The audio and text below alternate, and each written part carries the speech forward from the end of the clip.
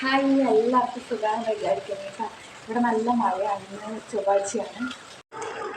ഇന്ന് ഇവർക്കും ഇല്ല, ഇന്ന് ലീവാണ് കേട്ടോ. പിന്നെ ഇവരെയും കൂട്ടി പിന്നെ ബീഫ് വെക്കാൻ വിചാരിച്ച് ബീഫ് കറിയും ഗീ റൈസും ആണ് വെക്കുന്നത്. അപ്പോൾ ബീഫ് കറി വെക്കുമ്പോൾ നിങ്ങളെയും കൂടെ ഒന്ന് കാണിച്ച് തരാമെന്ന് വിചാരിച്ചിട്ടാണ് കേട്ടോ.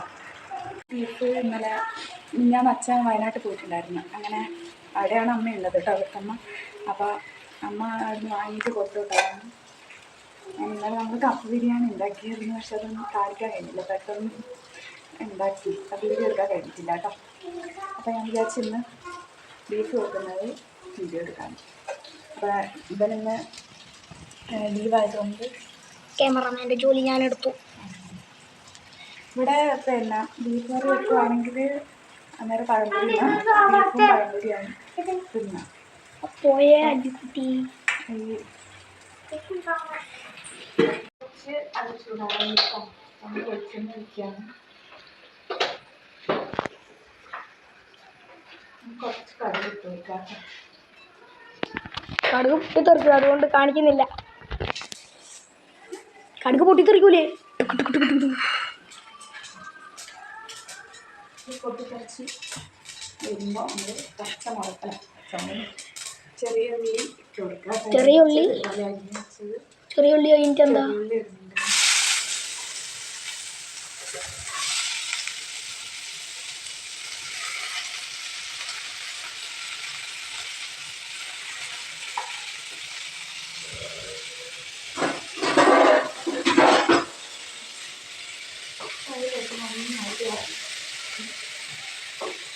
ഇതൊരു കുറച്ച് വാടാണ്, അതിന് വാടാൻ വേണ്ടിയിട്ട് നമ്മൾ കുറച്ച് ഇട്ട് കൊടുക്കുന്നുണ്ട്. കുറച്ച് മല്ലിപ്പൊടി ഇപ്പോൾ തന്നെ ഇതാക്കാം. എന്നിട്ട് നമ്മൾ ഉള്ളി ആക്കുമ്പോൾ മല്ലിപ്പൊടി ഉപ്പും കൂടിയാണ് വെക്കുന്നത്.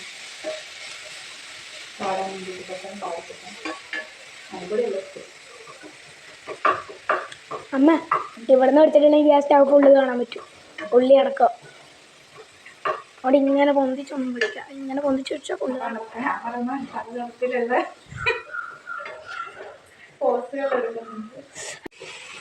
പിന്നെ തക്കാളി ഇട്ട് കൊടുക്കാം.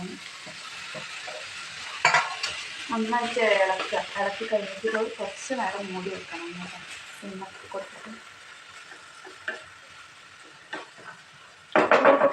വഴറ്റിയിട്ട് ഉടഞ്ഞിട്ട് ഇങ്ങനെ വരണം കേട്ടോ. ഈ ഒരു ഇതിനകത്ത് വന്നിട്ടാകുമ്പോൾ നമുക്ക് മസാലകളൊക്കെ ഇടാം കേട്ടോ. ഇതിനകത്ത് കുറച്ച് നല്ല എരിവുള്ള മുളക് പൊടി ആയതുകൊണ്ട് ഒരു ഇച്ചിരി ഞാൻ മുളക് വെക്കുമ്പോൾ എരിവുണ്ട്. കുറച്ച് കുരുമുളക് പൊടി ഇടുന്നുണ്ട്. പിന്നെ മീറ്റ് മസാല അത് കുറച്ചധികം ഇടുന്നുണ്ട് കേട്ടോ. കുറച്ച് ചാറും ഉണ്ട്. പിന്നെ ഗരം മസാല അത് ഇച്ചിരി മതി കേട്ടോ. കുറച്ച് മല്ലിപ്പൊടിയാണ്. ഇറച്ചി കിട്ടുന്നതനുസരിച്ച് വേണം മല്ലിപ്പൊടി എടുക്കാൻ. അത്രയും വേണ്ട, നല്ല ചാറിന് വേണ്ടിയിട്ട് മല്ലിപ്പൊടി കുറച്ച് കൂടുതൽ എല്ലാം കൂടെ കൂടിയിട്ട് മിക്സ് ചെയ്യാം.